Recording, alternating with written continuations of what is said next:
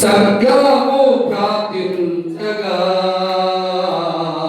శరసాల ప్రతలాయి యెహోవా నీ నామము ఎంతో బలమైనది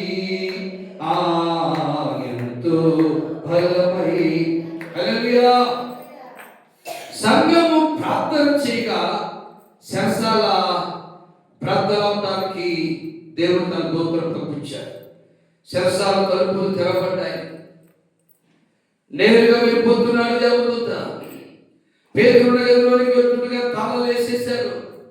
తాళాలు కూడా పగిలిపోయాయి. డోర్ ఓపెన్ అయిపోయింది. లోపలికి వెళ్ళిపోయారు దేవదూత. గాబ్రియేలు దూత దేవుడు లోపలికి వెళ్ళి పడుకున్న పేతురు తెచ్చాడు. లే పేతురు, రా వెనకాల. వెనకాల వచ్చేస్తున్నాడు. బంధించబడిన శరసాలలో వచ్చి బయటికి రావడానికి కారణం ప్రార్థన. ప్రార్థన ప్రార్థన.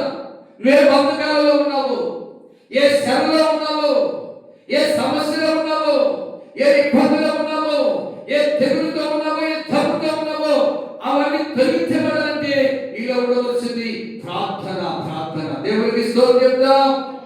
హల్లెలూయా. ప్రార్థన.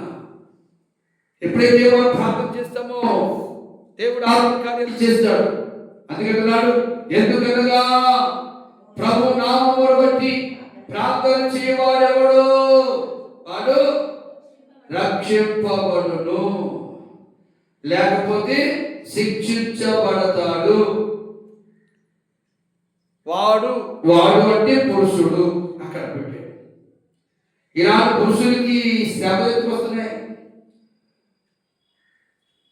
పురుషుడి కంట తెప్పులు వచ్చాయి. తెప్పులు ఆదాము తిరుగుతున్న పండు తిరిగితో ఆదాముకి ఏమొచ్చాయి? తెప్పులు వచ్చాయి. తెప్పులో ఎందుకు చేసుకున్నావయ్యా? పెద్దనోడు అమ్మో ఆ మాట అంటారని ఈ ఊరు తిరుగుతాడు, ఆ ఊరు తిరుగుతాడు, ఈ శేలో తిరుగుతాడు, ఆ శేలో తిరుగుతాడు, ఆ పని చేస్తాడు, ఈ పని చేస్తాడు. ఎందుకు?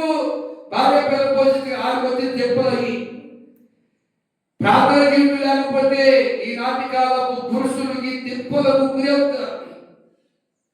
ఆ ఏం చూపమని పాస్టర్ గారు పగలు కష్టపడుతున్నా, రాత్రులు కష్టపడుతున్నా, తిరిగి లేదు, దేవుడు ఆదాయం లేదంటాడు. ఆదాముడు దేవుడు తిప్పుల పాలు చేసేట్టుగా నిన్ను తిప్పుల పాలు చేశాడు. కారణం నీకు ప్రార్థన జీవితం లేదు కాబట్టి, నీకు ఆత్మీయ జీవితం లేదు కాబట్టి, విశ్వాస జీవితం లేదు కాబట్టి. కాబట్టి ఎవరు ప్రార్థన చేస్తాడో వాడు రాహిబా మన చేతికి వాడు చదివించు. ఎవరు ప్రార్థన చేస్తాడో మీ ఆయన కూడా చూపించి వాక్యం ఒకసారి వాక్యం చదవండి అని చెప్పాడు. మీ ఆయన కూడా చూపించు. నువ్వు రక్షించబడాలంటే, దరిద్రం గురించి తగ్గించబడాలంటే, శ్రమ నుంచి విడుదల పొందాలంటే, ఎవరి శరీర సంబంధమైన రోగాల నుంచి నీవు తప్పించబడి కాపుదల పొందుకుని సురక్షితంగా బతకాలంటే నువ్వేం చేయాలంట? ప్రార్థన చేయాలి. ప్రార్థన చేయాలి.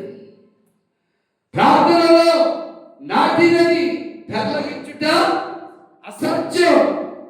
ప్రార్థన ద్వారా మా తల్లి ఇప్పుడు పరిగెత్తుకుంటూ వస్తుంది. కంగారు దేవుడికి స్తోత్రం చెబుతాం. అయ్యగారికి నేను